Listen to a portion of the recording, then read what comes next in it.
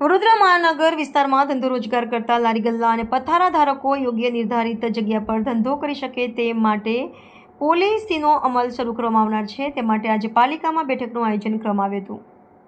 આ બેઠકમાં તમામ વોર્ડ ઓફિસરો અને આસિસ્ટન્ટ મ્યુનિસિપલ કમિશનરનો ઉપસ્થિત રહ્યા હતા, જેમાં ખાસ કરીને નવા walking zone, non walking zone ઊભા કરવા, નવા પાર્કિંગ પોઈન્ટ ઊભા કરવા અને સ્વચ્છતા જળવાઈ રહે અને નાગરિકોને તકલીફ ઓછી પડે તે માટે સૂચનો લેવામાં આવ્યા હતા।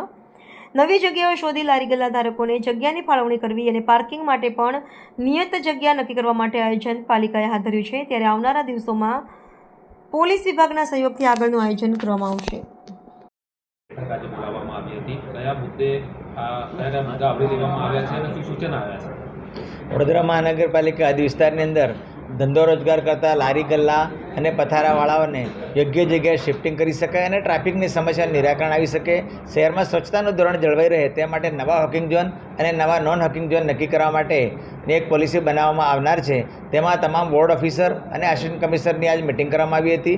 ખાસ કરીને જ્યારે સ્ટ્રીટ વેન્ડિંગ પોલિસીનો અમલ કરવામાં આવશે ત્યારે આ જ અધિકારીઓ છે, આસિસ્ટન્ટ કમિશનર તમામ ઝોન અને તમામ વોર્ડ ઓફિસરશ્રી મારફત આ કમિટી જે પોલિસી છે એનો અમલ કરવામાં આવનાર હોય તેઓના મંતવ્ય જાણવા માટે, આમાં જે પોલિસીમાં કંઈક સુધારા વધારા કરવા માટે અને એમાં જે આવતા પ્રશ્નો જે છે નિરાકરણ કરવા માટે અને આ પોલિસી એક આદર્શ બની શકે અને વધુમાં વધુ સ્ટ્રીટ વેન્ડર્સ એને યોગ્ય જગ્યા પર આપણે વ્યવસ્થા કરી શકીએ અને જેથી કરીને શહેરની વ્યવસ્થા જળવાઈ રહે તે માટેની એક કમિટીની પૂર્વ મિટિંગ હતી અને તેમાં વોર્ડ ઓફિસર અને આસિસ્ટન્ટ કમિશનરના મંતવ્ય લેવામાં આવ્યા છે અને એક આદર્શ પોલિસી બનાવવા માટેની ચર્ચા વિચારણા કરવામાં આવી છે। મુખ્ય મુદ્દાઓ કયા? ખાસ કરીને જે ટ્રાફિકની નડતરરૂપ વોકિંગ ઝોન હોય ત્યાંથી ખસેડીને નજીક જગ્યામાં ખસેડવા માટેમાં શું ચેલેન્જીસ આવી શકે તેના માટેની ચર્ચા હતી।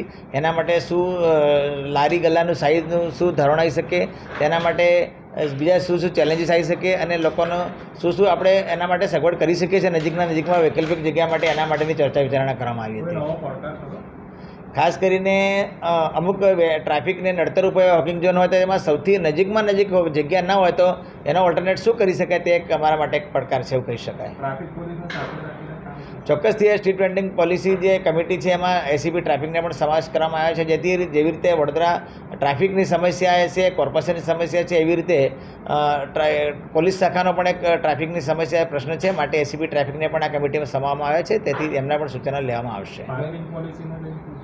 પાર્કિંગ પોલિસી જે બનાવવામાં આવનાર છે તેમાં વધુમાં વધુ જે વાહનો જે છે નજીક જગ્યામાં સમાઈ શકે, શહેરના નાગરિકોને દરેક જગ્યામાં પાર્કિંગ માટે વ્યવસ્થા ઊભી કરી શકાય, વિકલ્પ એના માટે તમામ વિકલ્પ શોધવાની પણ કામગીરી ચાલુ છે અને ટૂંક સમયમાં સ્ટેપ બાય સ્ટેપ આ પોલિસીને પણ ચોક્કસથી અમલ કરવામાં આવશે। સર, દરેક ચાર રસ્તા પર જે ગાડીઓ વાહનો પાર્ક કરીને લોકો જતા રહે છે એના માટે કોર્પોરેશન દ્વારા આ અંગે પોલિસી ટૂંક સમયમાં એની દરખાસ્ત કરવામાં આવશે અને ત્યારબાદ દરખાસ્ત પાસ થયા બાદ એનો અમલ કરવામાં આવશે।